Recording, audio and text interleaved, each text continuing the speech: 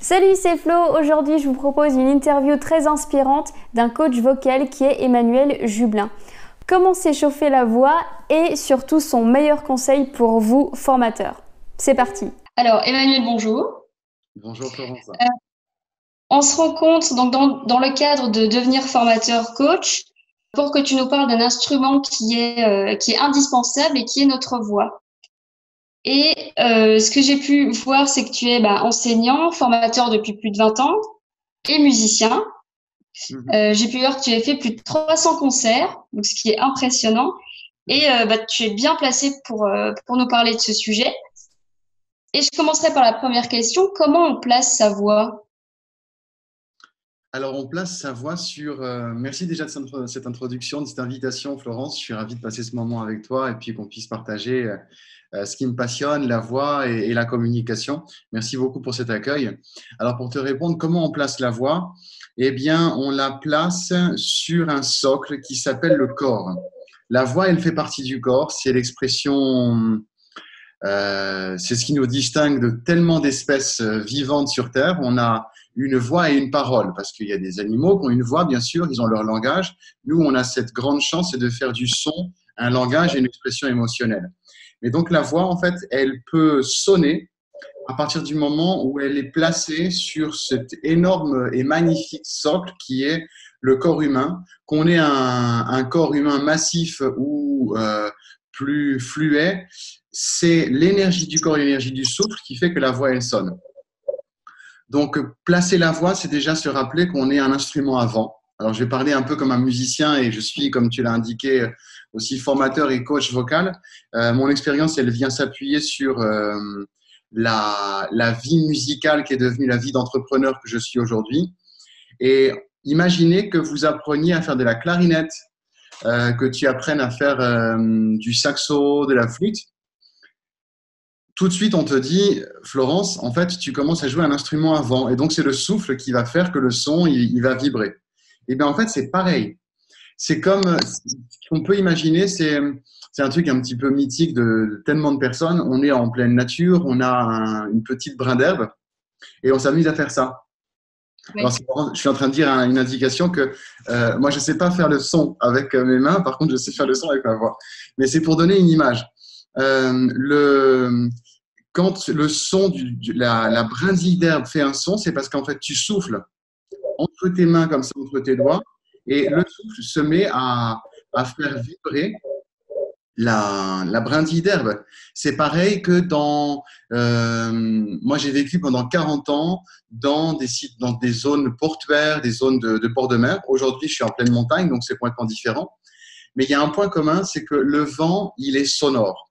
Dans les ports, que ce soit le port du Havre ou le port du sud de la France où j'étais, quand il y a de la tempête, tu entends le bruit du vent qui est en fait amplifié par en fait le vent vient frotter sur les cordages des bateaux. En forêt où je suis en montagne, le vent il est sonore avec le chuintement contre les branches d'arbres. D'ailleurs, le vent n'a pas le même son en hiver qu'en printemps ou qu'en été. Donc en fait, le souffle, c'est ce qui va faire que le son il sonne.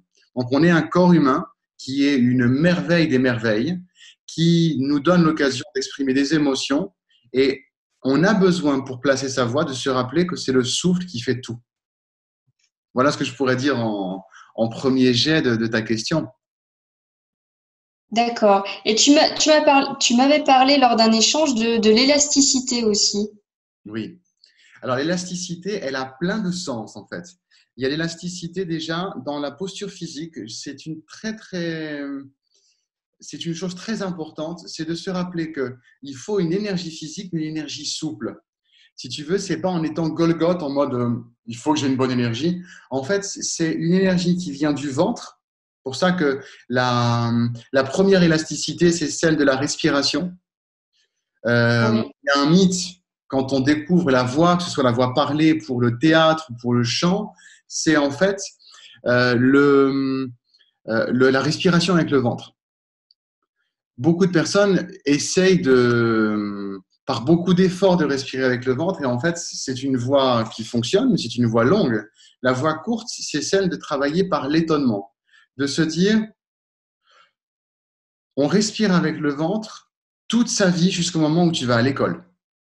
Je suis enseignant, hein, pour les enseignants qui nous écoutent, je ne vais pas faire un procès à charge sur l'école, mais il y a des situations au niveau physiologique qu'on fait vivre à l'enfant qui sont complètement débiles. Et notamment celle d'un enfant un petit peu remuant. Et imagine, tu es un peu remuante, Florence, tu as 3 ans, 4 ans, on te dit maintenant, Florence, tu ne bouges plus et tu te colles à la table.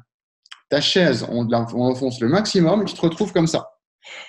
Qu'est-ce que je peux faire? Je peux juste simplement maintenant, je ne peux plus faire autre chose que de respirer avec la partie haute.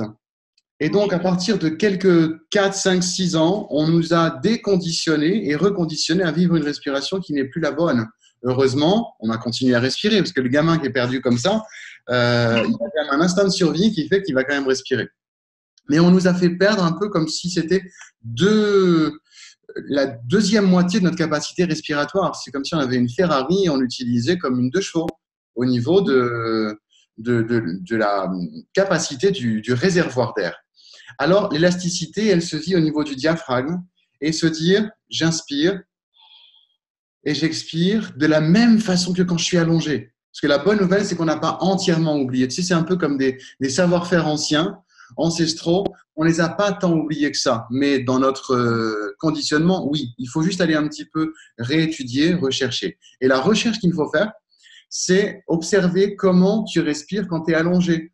En mode sieste ou pour dormir, il y a un moment, un relâchement qui fait que c'est de nouveau le diaphragme qui bouge et c'est le ventre qui respire.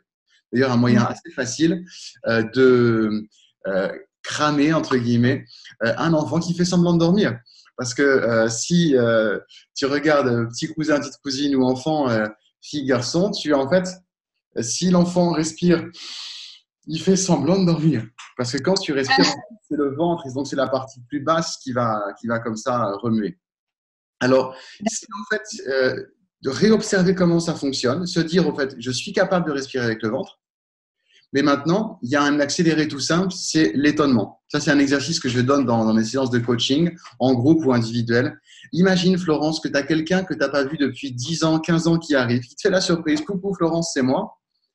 Tu vas avoir une sorte de… Tu vas être bouche bée, tu vas dire « pas possible ». Et en faisant ça, dans 90% des cas, tu vas avoir respiré avec le ventre. Et la moyen facile de le découvrir, c'est on met la main comme ça. Je vais juste me mettre debout un instant. On met la main comme ça au niveau du sternum, avec un doigt au contact des os et le doigt d'en dessous au contact plutôt de la partie qui commence à être plus meuble du ventre. Et au moment où tu imagines, tu singes un peu l'idée, tu vois quelqu'un qui est tellement surprise de voir. Et quand tu respires avec ce côté un petit peu cachalot, tu aspires l'air, tu prends l'air, il y a tout d'un coup cette ouverture du ventre. Alors, je ne suis pas en train de mettre de la poudre de perlimpinpin et que toutes les personnes qui vont nous écouter, tes lectrices, lecteurs, auditrices, auditeurs, vont tout de suite réussir. Ça demande un petit entraînement parce que plus on a passé de temps à respirer qu'avec le ventre, il y a une sorte de verrou au niveau intercostal, au niveau de ce diaphragme. Pour info, le diaphragme, c'est ce muscle. C'est pour ça que j'en parle avec l'élasticité à laquelle tu fais faux. Quand on s'est parlé il y a quelques semaines, j'en ai parlé, mais je n'étais pas allé aussi loin. C'est que le diaphragme, c'est ce muscle qui nous coupe en deux, entre guillemets. C'est-à-dire qu'on a 2 tuyauteries dans le corps. Il y a la tuyauterie respiratoire et la tuyauterie digestive. Et fort heureusement, les 2 tuyauteries cohabitent. C'est un peu comme le flux d'air chaud, le flux d'air froid en plomberie. Ils ne viennent pas se mélanger parce que sinon, on aurait du tiède tout le temps.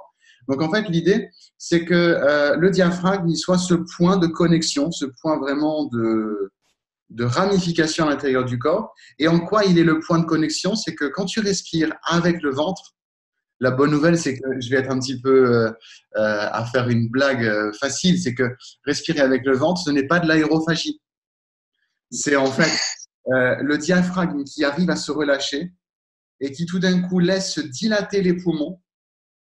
Et à ce moment-là, le diaphragme, il repousse toute la partie digestive, viscérale, un peu plus loin. Ce qui fait que le ventre bouge parce que tous ces tissus qui sont si élastiques dans le corps humain font… Alors, tout à l'heure, je me suis mis debout. Je vais juste le refaire. Regardez, je me mets de profil et je fais…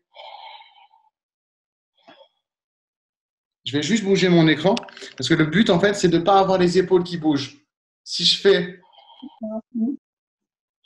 j'ai pas fait le type, la respiration un peu cliché. J'arrive à la montagne et je fais. Ça, c'est un peu le cliché typique. Oui, c'est très bien, on a pris de l'air, hein, c'est génial. En fait, c'est bon pour la santé de respirer, hein. Donc, plus on apprend à respirer avec le ventre, je veux dire, c'est bon pour l'oxygénation, pour plein de choses. Et c'est bon aussi si on est sportif, parce qu'on va avoir une meilleure récupération juste après l'effort. Donc, cette respiration-là, c'est vraiment juste le… Et regardez, je donne la deuxième partie du petit tuto, c'est… J'ai un peu plus ouvert la bouche que normalement, quasiment comme si je me m'étais à bâiller. Et là, si tu veux, on va parler d'une deuxième élasticité, l'élasticité du voile du palais, que j'ai traversé l'Europe pour apprendre ça. Et moi, j'adore être un peu espiègle, c'est que je partage en contenu abondant ce que j'ai dépensé des années de voyage, des allers-retours en avion de Nice à Bâle, où je suis allé rencontrer un de mon dernier prof de chant, mon 12e et dernier prof de chant avant que je me dise, OK, j'ai fait le tour, j'ai fait mes 12 travaux d'Emmanuel Jublin et je suis allé apprendre ce que j'avais besoin d'apprendre. Et là, le point de connexion a été le palais.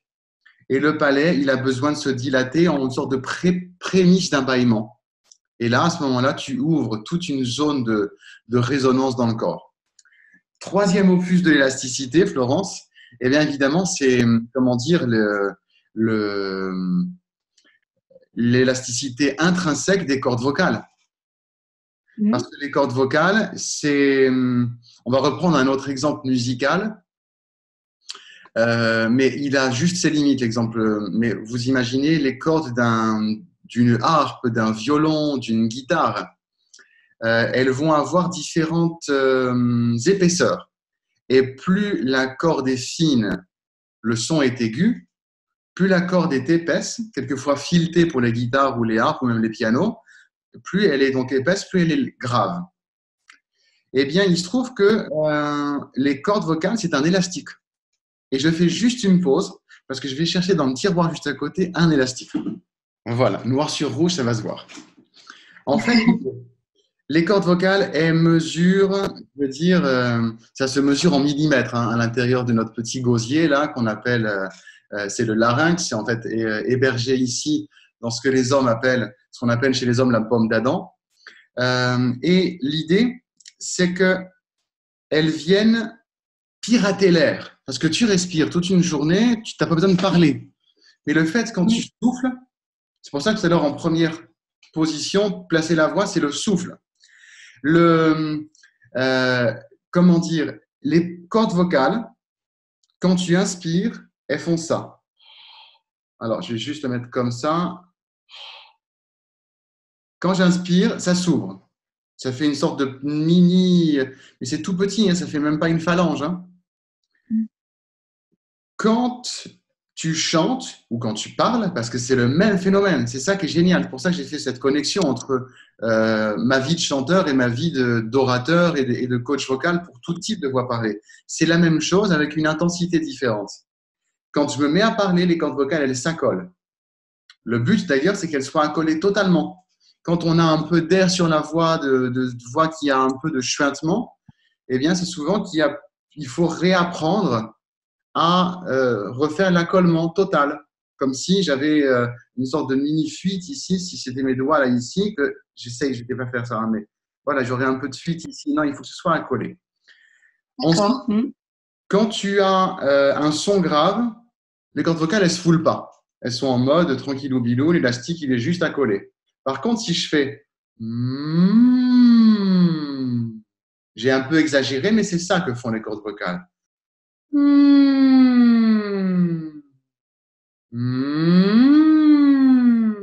Et ça s'apprend. Ça s'apprend. Ouais. C'est marrant, l'élastique, il est bien, il était resté collé là.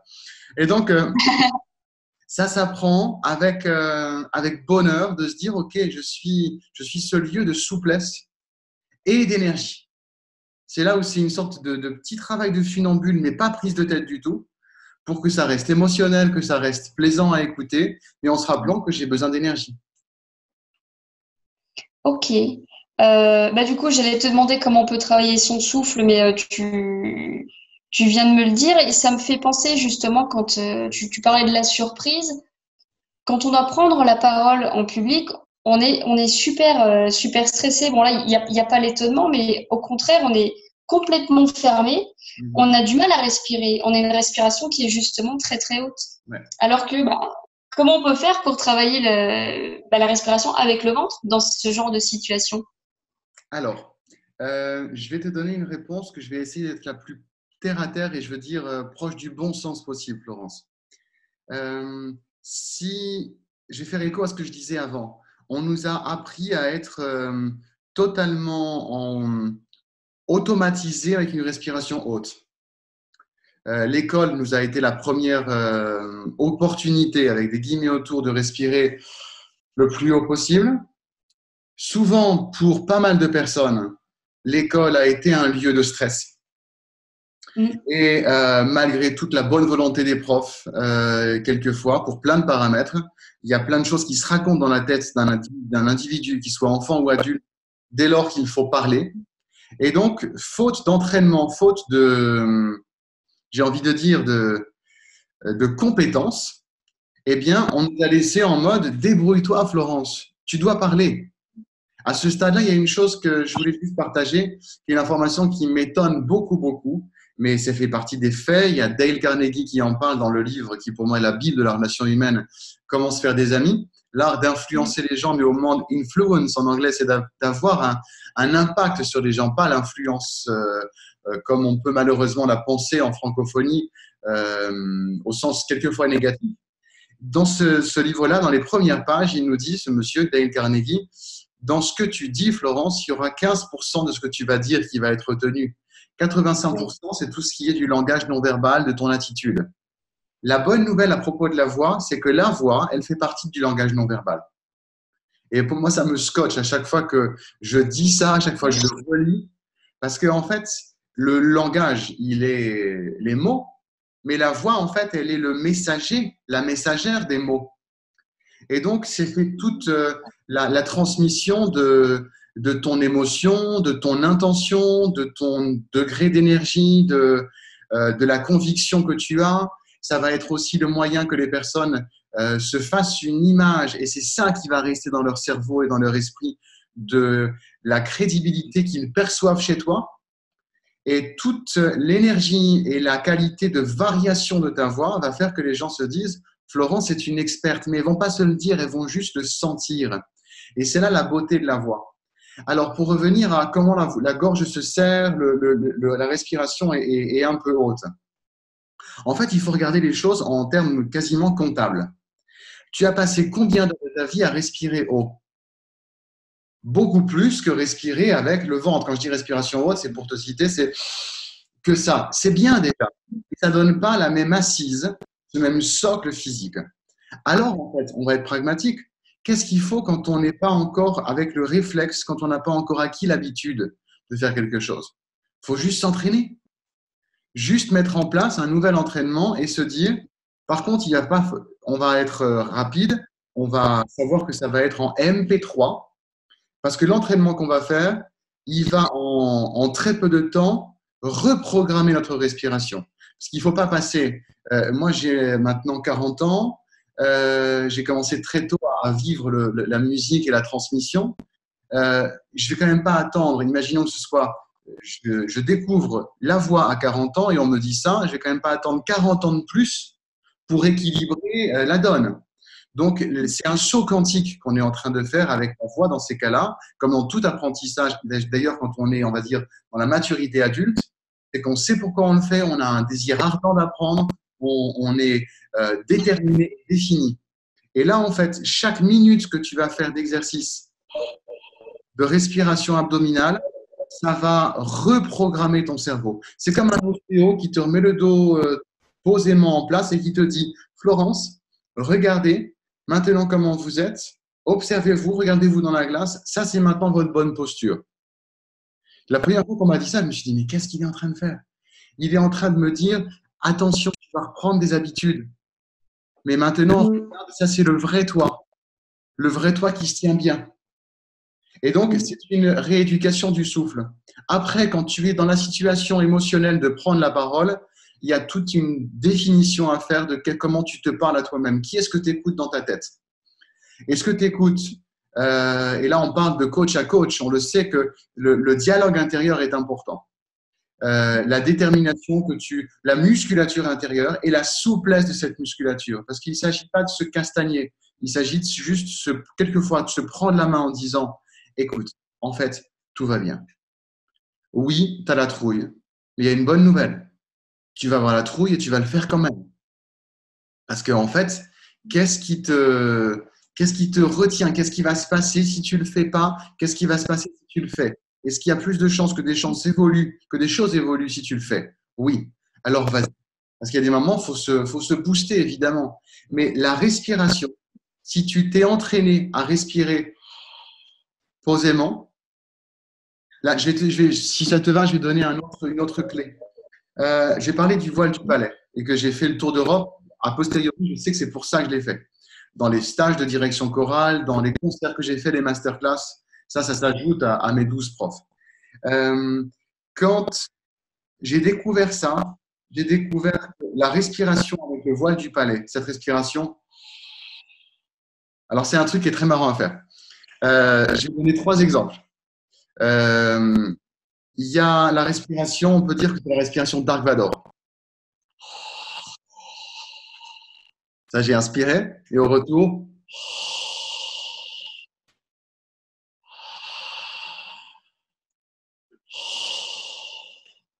prenez un instant, les amis qui écoutaient, à le faire, c'est marrant, parce que ça vous permet de sentir cette sorte de pellicule à l'intérieur. C'est une sorte de voile. C'est un voile, on appelle ça le voile du palais. C'est une zone qui est la réverb naturelle de la voix, ce qui fait que quand tu te mets à le pratiquer, tu as la voix qui sonne sans effort, parce que l'idée c'est d'être tonique, mais sans effort. Il faut être flemmard, mais un flemmard hyper déter, hyper actif. Mais flemmard au sens de refuser l'effort qui fait mal. On n'a pas le droit d'avoir mal à la voix. Si on a mal à la voix, il faut juste rectifier les choses. Soit commencer par parler moins longtemps, mais peu à peu augmenter. Parce qu'il ne faut pas avoir mal à la gorge, mal à la voix quand on parle. Ensuite, la bonne nouvelle, c'est que quand tu pratiques cette respiration, eh ben, ça te calme. C'est un lieu dans le corps, quand tu l'actives par la respiration, eh ben, tu te mets à être plus zen dans ta bulle. C'est une sorte de création, de tapisserie de ta bulle. Et ensuite, tu sais que ta voix, elle fonctionne parce que tu as calmé la respiration et donc tu l'as activée en même temps. Et quand tu projettes la voix, et ça c'est un travail, quand tu projettes la voix dans le voile du palais, il y a un travail rapide, dans le sens que très vite tu te rends compte qu'il y a un avant et après dans ta façon de parler quand tu as fait ça. Et c'est juste le faire pour le faire. Alors je disais 3 exemples, j'appelle ça la respiration Dark Vador, j'appelle ça aussi la respiration du père Fouras dans Fort Boyard, quand il parle « le secret, c'est… » D'accord, ouais. Bon, je dis ça à mes étudiants, ça les fait sourire, comme à l'instant, ça nous fait sourire tous les deux. Et enfin, maintenant, je peux le faire. C'est la respiration que j'appelais avant Nicolas Hulot, mais à l'époque de Ushuaïa, quand il n'était pas encore actif dans le domaine politique, quand il faisait ses émissions avec ses bouteilles à oxygène à l'autre bout, dans la stratosphère ou avec son ULM, on entendait toujours dire « Nous sommes… » au-dessus. Ouais. Et en fait, voilà, suivant les repères culturels des amis qui nous écoutent, vous avez une idée. Soit vous appelez ça la respiration Dark Vador, soit la respiration Père Fouras, soit la respiration Nicolas Hulot. Alors, désolé, j'ai donné 3 exemples masculins, mais je connais ma voix en tant que la voix d'homme. Et à ce moment-là, vraiment, c'est une bonne nouvelle parce que tu te mets à avoir un calme intérieur et une dynamique. C'est cette sorte, et là encore, j'aime bien parce qu'on a un fil rouge avec notre interview, Florence, qui est celle de l'élasticité, parce que le souffle est un flux, c'est un fluide. Il y a des gaz liquides. Nous, c'est un gaz qui est évidemment aérien, l'air qu'on absorbe par les poumons et qu'on ressort. C'est un échange que les cordes vocales saisissent pour pouvoir en faire le langage. Et donc, c'est avec fluidité, comme tu vois, pour donner un autre exemple. Le flux et reflux des vagues, qu'on soit du côté de la mer Méditerranée ou alors de l'océan, il n'y a jamais un moment où en fait il s'arrête, le flux des vagues. Ça vient et ça part. On ne peut pas se dire à un moment on a fait un arrêt sur image. pour la voix, on peut faire un arrêt sur image, c'est quand on fait une apnée volontaire. Imagine, tu arrives dans un lieu, tu traverses un bâtiment et tout d'un coup, il y a une odeur qui est très désagréable où on t'informe, attention, ça peut être toxique ici. Ton corps, il va pas dire, on va respirer tout ça, on va voir ce que ça fait. Et là, la sauvegarde du corps, c'est les cordes vocales qui font, regarde, je fais juste ça. Et là, je garde la bouche ouverte parce qu'en fait, je peux avoir la bouche ouverte et l'air ne passera pas. Pour reprendre l'exemple de ce petit élastique rouge, là, il est totalement collé.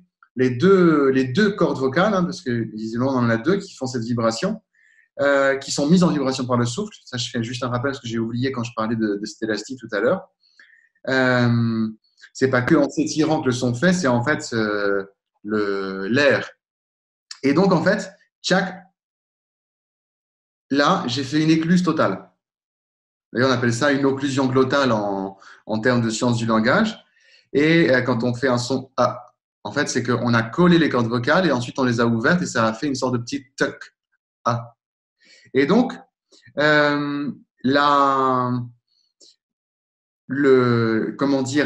va être ici totalement bloqué. Mais à part ça, on n'a pas de point d'arrêt. Ce qui fait que c'est dans une fluidité constante, qu'elle soit celle de la respiration, des cordes vocales, du voyage de l'air en soi.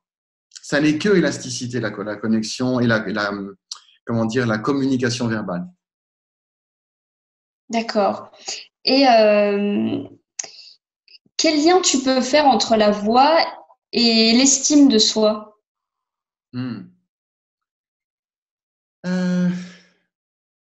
Parce qu'en fait, pardon, je te coupe, tu m'avais parlé à un moment que tu avais vu des étudiants dans un lycée qui devaient prendre la parole et tu t'es rendu compte qu'ils avaient aucune ou très peu d'estime d'eux.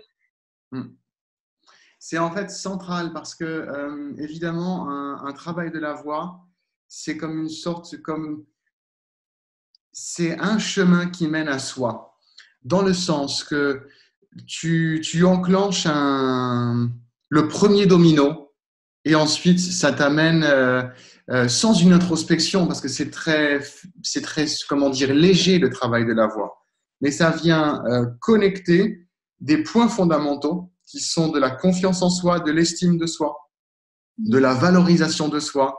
Et plein de fois, quand on propose à quelqu'un d'être fier d'elle, de lui, de se rappeler que quand elle commence à parler, elle est une personne qui a telle qualité, tout d'un coup, ça demande du temps que la personne se dise « Ah oui ».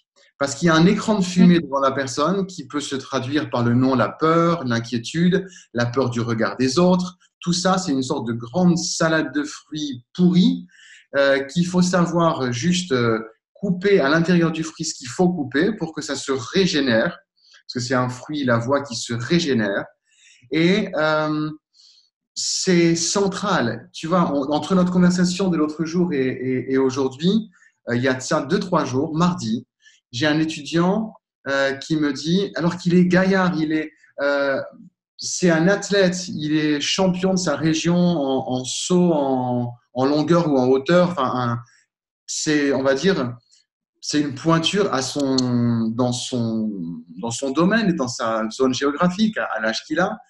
Et je lui dis, mais écoute, mon grand, est-ce que quand tu t'apprêtes à faire ton saut dans la compète là, que tu viens de gagner il y a quelques semaines, fais une comparaison. Tu avais peur combien? De 1 à 5, tu avais peur combien là? Et en ce moment, tu as peur de 1 à 5, combien? Il me dit, mais aujourd'hui, c'est 5 et l'autre jour, c'était à peine 1 ou 2. Parce qu'en fait, je savais que j'étais capable. Et en ce moment, j'ai aucune confiance en moi que je suis capable. Et il dit, j'ai beaucoup plus peur de parler ici devant 15 personnes que de faire devant des centaines de personnes mon saut qui m'a donné la médaille. Là, j'ai été surpris. Parce que ça témoigne d'une chose, c'est que la voix, elle est beaucoup plus intime que beaucoup de choses qui sont extérieures. On fait une chose, on a une compétence et on fait la distinction entre ce que je fais et ce que je suis. Avec la voix, il y a une mélasse. on est en mode je vais être jugé en tant que personne, je vais être évalué, qu'est-ce que les gens vont penser de moi? Et là, il faut faire un énorme et rapide nettoyage. Quand tu parles, c'est pas toi qui es évalué, apprécié, jugé, c'est ce que tu dis et c'est ta prestation.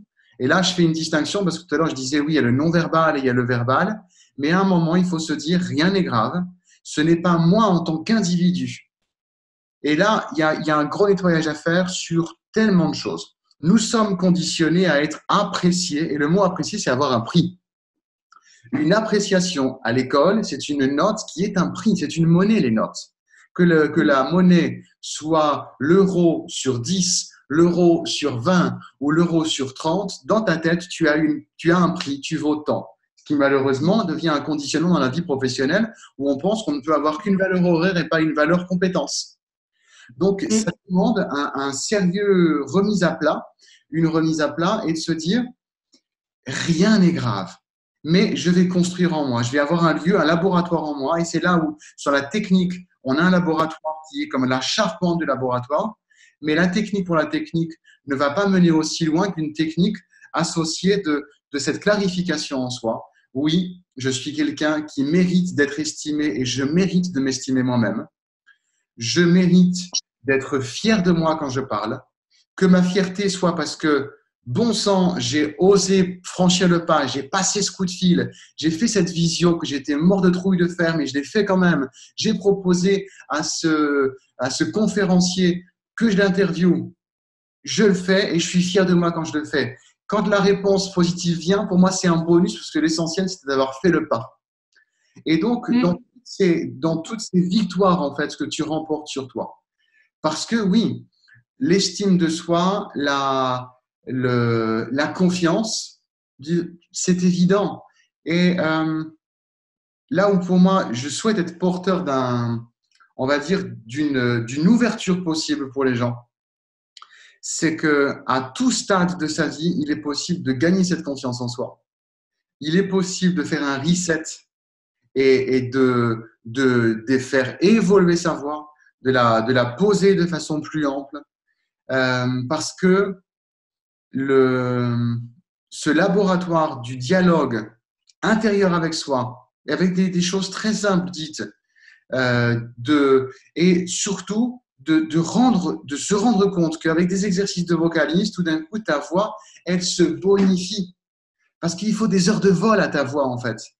La voix, elle est comme tu apprendrais le pilotage d'avion. Bon, par sécurité pour toi et pour les gens qui habitent là-bas en dessous, là, eh ben, tu passes quand même quelques nombreuses heures à apprendre à piloter. Et au bout de tant d'heures, en fait, tu sais que tu es toujours attentif quand tu fais ton vol et tout, ton plan de vol, mais tu sais voler. Alors, avec la voix, il n'y a pas le danger qu'on fait courir aux gens quand on vole là-haut. Mais en fait, là où je parle de l'heure de vol, c'est que c'est des minutes et des minutes. Ces petits exercices de vocalise, quand tu parles, tu prépares tes speeches et tu t'amuses à jouer avec les accents. Tout d'un coup, c'est comme des couches et des couches de peinture qui viennent faire que ah ben oui, en fait, il est présentable le mur. Ma voix, elle est présentable. Donc, tout va bien. Parce que autant je ne veux pas la technique pour la technique, et autant non plus, je ne peux pas dire à mes coachés que c'est juste en pensant positif que ça va marcher. Ça se saurait. Oui, c'est nécessaire que tu penses positivement à l'intérieur de toi. Parce que sinon, tu ralentis le processus. Ça finira par marcher. Mais bon, moi, j'aime bien la rapidité. C'est l'avantage d'être un ancien feignant. Je dis ancien parce qu'aujourd'hui, je suis tellement passionné que je ne regarde pas mon temps et je suis amoureux de mon travail.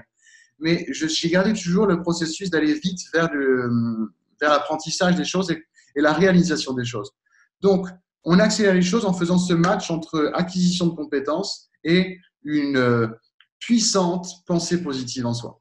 De se dire, j'ai rien à perdre. C'est là où j'aime citer cette coach amie qui s'appelle Elodie Florenti, que j'ai récemment interviewée.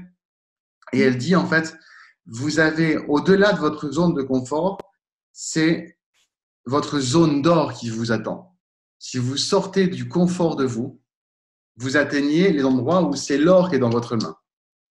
Et j'aime bien jouer avec cette thématique-là parce que la voix, le fait de parler, c'est une sortie de zone de confort pour tellement de monde. Mais à toujours faire dans le confort de sa voix. Parce qu'il faut toujours que tu te sentes confortable dans l'amplitude de ta voix, dans la sonorité de ta voix, et c'est petite touche par petite touche qu'elle va s'amplifier. Dernière comparaison dans ce domaine-là, t'imagines la pâte du pizzaiolo. Quand le pizzaiolo il s'amuse à faire au fur et à mesure qu'il fait tourner comme le frisbee, et bien la pâte elle se dilate. À mesure qu'on fait des exercices de vocalise très simples, chanter, voix parler, un exercice qu'on fait de façon très variée, ça permet de faire évoluer la voix tout simplement, de la faire se dilater. Et ça, il nous faut 2 pattes pour tenir, 2 pieds pour tenir debout. Il nous faut 2 rails pour avancer avec un train. Et ben, c'est ces 2 rails, en fait, de la confiance en soi par la technique et la confiance en soi par l'élaboration d'un état, en fait, de réussite en soi. C'est très intéressant ce que tu dis et c'est marrant, ça me fait penser à la toute première formation que j'ai animée où j'avais justement une toute petite voix où je parlais pas fort parce que d'ailleurs personne ne m'entendait puis j'avais pas confiance en moi vu que c'était la première. Et il y a un moment où je me suis dit, allez, c'est comme si je faisais un show. Ma formation devient un show. Et là, d'un coup, je me suis sentie plus à l'aise. J'ai utilisé une voix, comme une voix assez spécifique. Bon, j'irai pas plus loin. Et du coup, beaucoup plus à l'aise. Et ça me fait vraiment penser à ça, ce que tu dis. Il faut avoir cette confiance en soi. Pourquoi pas aussi utiliser une sorte de copier-coller d'une autre voix qu'on connaît. Comme on a pu en parler, ou trouver un mentor pour essayer de copier, puis travailler sa voix, comme tu le disais. Voilà. Absolument, tu fais écho à notre échange de l'autre jour quand on a préparé et envisagé cette interview. C'est pour accélérer toujours. L'accélération, pour moi, elle n'est pas synonyme de stress, elle est synonyme de gain de temps et de joie à aller se diriger vers la nouvelle compétence. Parce que si tu as envie d'évoluer, de faire évoluer ta voix, tu as déjà fait une partie du chemin. Parce que tu as ouvert en toi un espace d'acquisition de cette compétence. Maintenant, pour la faire venir à toi tel un aimant, l'écoute est tellement importante. Une écoute d'imprégnation. Tu trouves la comédienne qui te plaît parce que tu te sens bien quand tu l'écoutes. Ça, c'est un moyen facile de savoir si la voix vous correspond. C'est si vous vous sentez bien avec le son de la personne. Si physiquement, tu es à ton aise. Si tu trouves que c'est agréable, qu'elle t'emmène dans un monde. Et ça peut faire du monde des orateurs, comme aujourd'hui on voit des orateurs dans le domaine des avocats, les concours d'éloquence. Il y a maintenant des championnats même de prise de parole, des associations qui travaillent à promouvoir ça. Je trouve ça fantastique.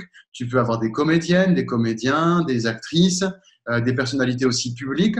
Et tu regardes, une fois que tu as trouvé ton coach virtuel, c'est-à-dire que c'est vraiment au-delà du coaching one-to-one, d'accompagnement, il y a aussi de se dire, je vais maintenant tendre à vouloir ressembler, pas en clone, mais en copiant le grain vocal, en regardant, en observant en fait. En observant avec les oreilles et les yeux comment la personne respire, comment elle articule, comment elle pose les sons, comment elle les projette, comment elle anime son corps quand elle parle. Et par l'observation volontaire, tu te mets à capter sa compétence. Et comment dire, c'est une stratégie de non-effort, une stratégie de copiste. Comparaison artistique. Les Rembrandt et autres, ils avaient des écoles où leur approche, leur méthode pédagogique était que leurs étudiants copient. Michelangelo, il a copié. Rembrandt, toutes ces grandes figures de la peinture, ils ont été des copistes. Et ensuite, ils ont accompli leur art.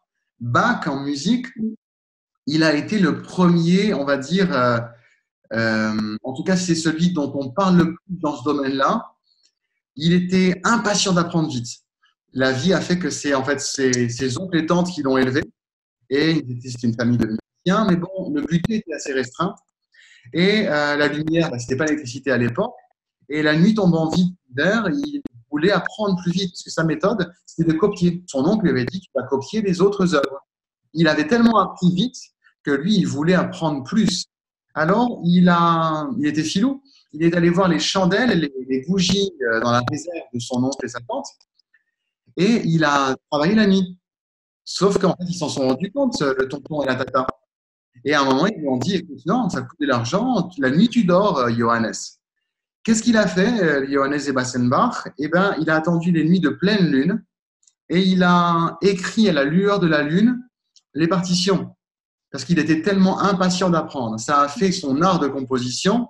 La petite histoire, c'est que c'est aussi comme ça qu'il s'est un petit peu abîmé les yeux parce que on recommande à personne ici de lire à la lumière de la lune parce que ça abîme les yeux beaucoup. C'est pas une lumière assez vive pour pouvoir capter la lumière. Mais c'est pour dire que cet homme-là, il a compris que la méthode d'apprentissage, c'était copier, copier, copier. Et à un moment, dans la copie, il y a une créativité. Parce qu'en fait, tu ne pourras pas copier tel que, à moins d'être une imitatrice et tu vas faire des shows stand-up. Et tu vas en fait t'imprégner et ça va transformer, je veux dire, ça va se fondre avec ton ADN. Ton ADN de Florence, personne ne peut te ressembler. Par contre, toi, tu peux faire évoluer la présence vocale de toi. Ça se fait par l'avancement dans la vie, déjà, de toute façon, parce que la voix, elle se bonifie avec le temps quand on lui donne du bon souffle. Et aussi, l'accélérer, elle se bonifie parce que tu t'imprègnes de la voix des autres. Je recommande pour ça qu'une femme écoute des voix de femmes et un homme écoute des voix d'hommes pour trouver une expression. Et ensuite, une fois qu'on a trouvé son socle à l'intérieur de soi, bien sûr, tu vas écouter aussi l'articulation d'une voix masculine et un homme va écouter l'articulation de la voix féminine. Mais à un moment, le copier-coller instinctif se fait de façon plus naturelle et vive quand on écoute la voix du même genre. Oui, je suis vraiment tout à fait d'accord avec toi. Et c'est vrai que j'y pense maintenant, il y a des personnes que j'écoute, notamment l'humoriste Florence Foresti, qui elle m'a beaucoup inspirée. Enfin, à chaque fois que j'entendais un de ses sketchs et je partais en formation, tout de suite j'avais la pêche et puis on imite quelque part, on copie et c'est vrai que il faut écouter. Comme tu dis, il faut beaucoup écouter de choses.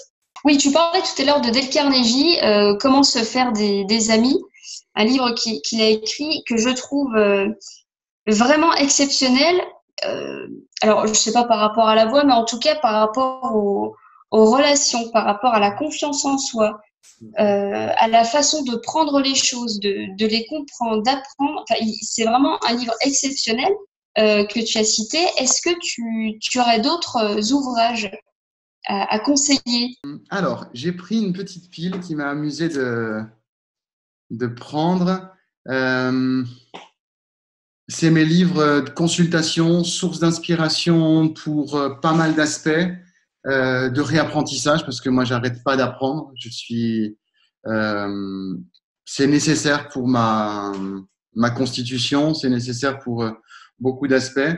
Le premier que j'ai envie d'évoquer, parce que c'est pour moi devenu un mentor de la vision du monde, c'est Idriss Aberkan, Libérer votre cerveau. Alors, j'ai plus la jolie présentation où on a sa photo, mais parce que ce livre a voyagé. Je vais le garder en bon état parce que c'est pour moi très, très, très inspirant. La neurosagesse dont il parle, la neuroscience nous apprend tellement de choses sur non seulement le cerveau, mais notre conditionnement. Et pour moi, c'est clair que c'est urgent de savoir comment notre cerveau fonctionne. Sinon, ce sera d'autres personnes qui sauront comment notre cerveau fonctionne. Et là, c'est embêtant, tout simplement, parce qu'il faut, à mon avis, prémunir ça. Et l'intelligence artificielle est en train de venir. Ça peut être une très bonne chose, mais il faut déjà connaître son intelligence et l'ergonomie de son intelligence. Oui. Tu parlais d'estime de soi. Il y a un livre que j'ai lu il y a longtemps et que je suis en train de reprendre. C'est L'ambition ou l'épopée de soi. C'est un monsieur qui m'a plu de lire à un moment où justement j'étais en train de déterminer mes projets professionnels et le changement de cap et d'horizon et le changement, on va dire, de niveau de ma vie professionnelle. Et je le trouve intéressant. C'est un livre, oui, qui a dû être édité en 2012, quelque chose comme ça. Et 2013. Beau livre. J'avais écouté sur la radio et j'avais vraiment tilté à ce qu'il disait parce que oui, il faut savoir faire un nettoyage. Qu'est-ce que ça veut dire avoir du succès? Qu'est-ce que ça veut dire avoir de l'ambition? Une ambition, nous sommes, on va dire, objectivement conditionnés à penser que le succès, c'est une question de chance, que l'ambition, dans une certaine mesure, parce que sinon, on a associé ambition au fait d'écraser les autres. Donc, tout ça, c'est des bons nettoyages qui sont, pour moi, bons à faire. Je continue ma petite bibliographie du moment. Oui. Il y a un livre, alors c'est un livre plus ancien et son état est un peu différent parce que c'est un livre que d'ailleurs mon papa, qui est aussi musicien, m'a offert il y a quelque temps. Il est annoté de partout. Ça s'appelle L'oreille et la voix d'un docteur qui s'appelait Alfred Tomatis. C'est un expert du lien entre l'oreille et la voix. Et d'ailleurs, le dernier, conseil qu'on a pu évoquer ensemble, il vient clairement de ce que j'ai appris en lisant et en côtoyant la lecture de cet homme, parce que l'oreille et le son sont évidemment liés. Et plus tu développes la capacité auditive, plus tu développes la capacité de restituer un son. C'est comme un peintre, je reprends l'exemple du peintre, plus tu affines et tu apprends à un peu plisser les yeux, tu captes des couleurs qu'au début tu ne captais pas, des gradations de nuances, de l'épaisseur d'un trait, fin ou plutôt épais. Et donc l'oreille, écouter de la musique souvent, chantonner, fredonner, c'est tellement important pour que la voix fonctionne. La voix est la nécessité à chanter. Parenthèse dans la bibliographie. Il n'y a aucun lien, et là je suis catégorique, entre le fait que quelqu'un chante et la météo. Je regarde bien la caméra pour le dire. La météo n'a aucun lien avec le fait que vous ayez chanté. Si quand vous chantez, 2 heures après, il a plu, ça n'est pas vous qui avez fait pleuvoir. Pourquoi je dis ça? J'ai vécu 20 ans dans le sud de la France. Là-bas, c'est la sécheresse quasi totale. Il pleut 2 fois par an. Quelquefois, on a un hiver où tout le monde se plaint parce qu'il a plu 4 fois. Pendant l'été, il y a plein de gens qui chantent. Ils chantent juste, pas juste. Je ne veux pas me fâcher avec les gens que j'ai côtoyés là-bas. C'est pas à vous que je pense, chers amis. Mais évidemment, partout, il y a des gens qui chantent pas juste. Il pleut jamais là-bas. Donc, voilà mon affirmation totalement scientifique.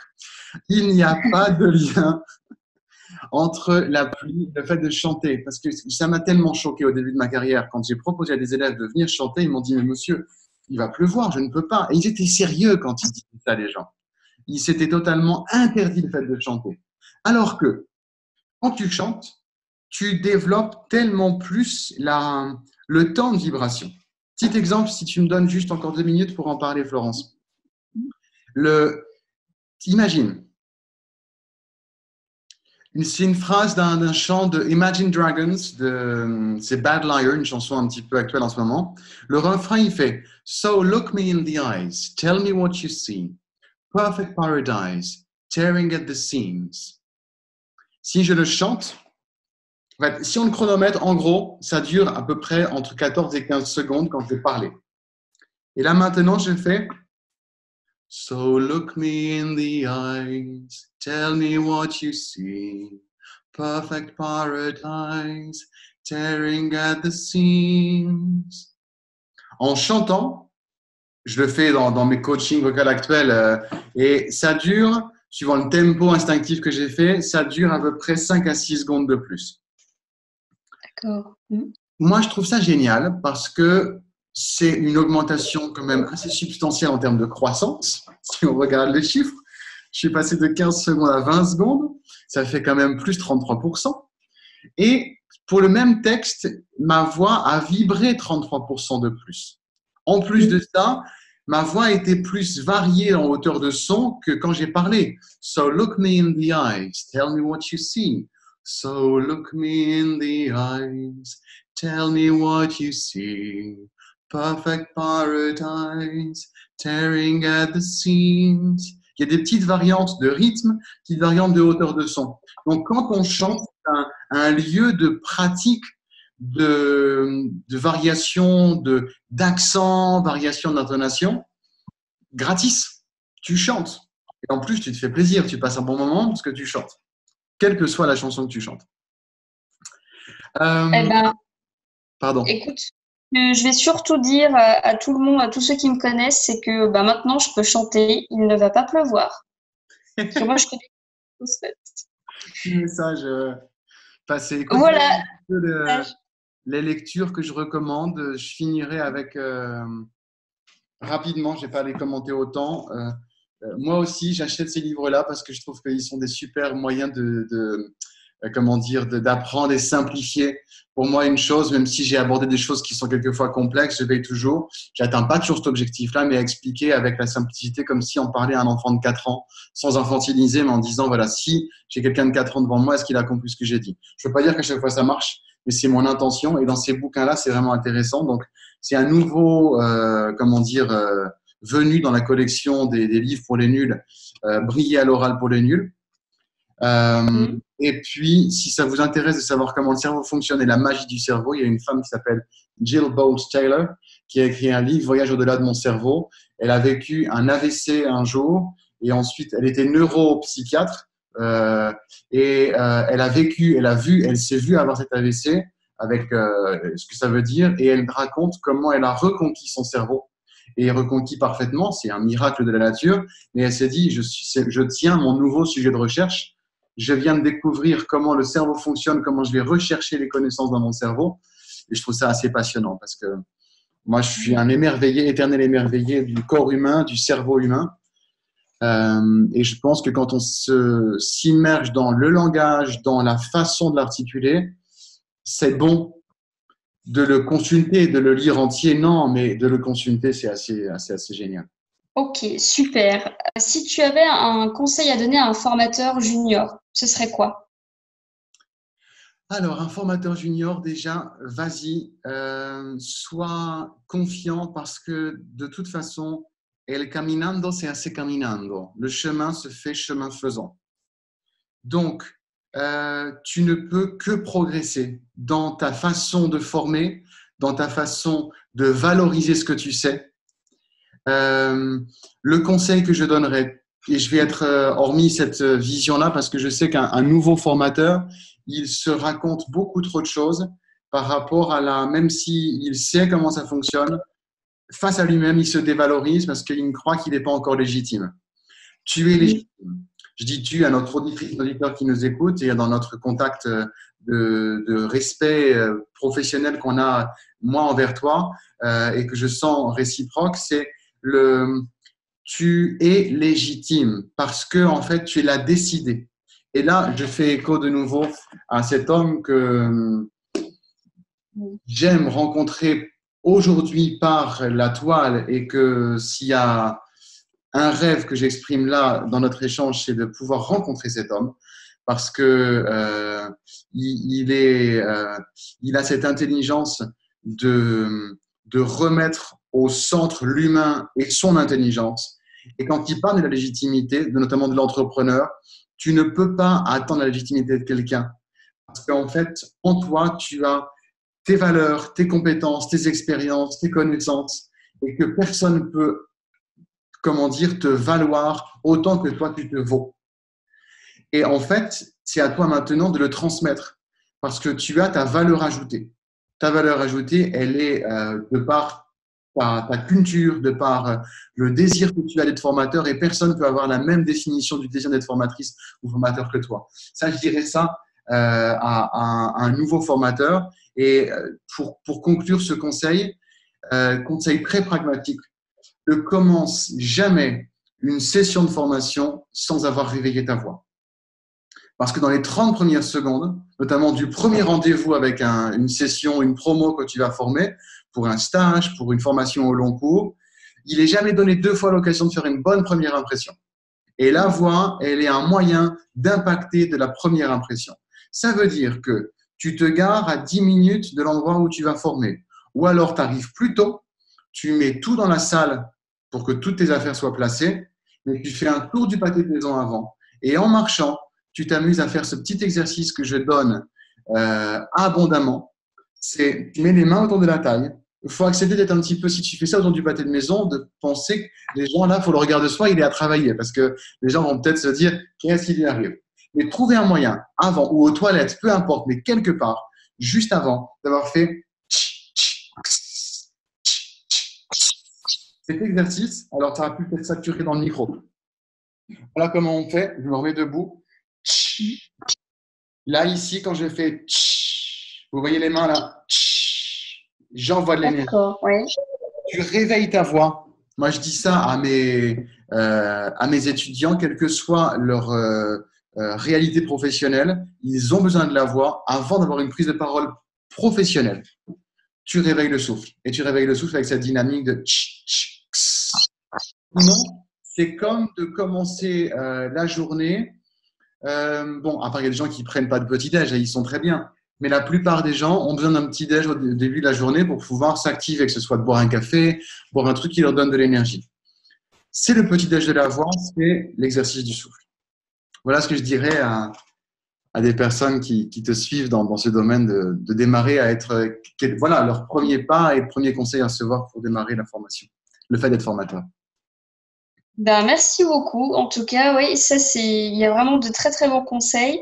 Emmanuel, merci d'avoir répondu, à toutes mes questions et puis de m'avoir accordé ton temps. Et puis à bientôt. À bientôt. Et merci de votre attention, votre écoute. C'était un plaisir de partager cette interview avec toi. Merci beaucoup de ton invitation. Je vous invite à appliquer ces conseils dès maintenant. Pour plus d'informations, je vous mets juste dans la description le lien vers son blog et je vous mets aussi tous les liens vers les livres qu'il vous a proposés. À très bientôt!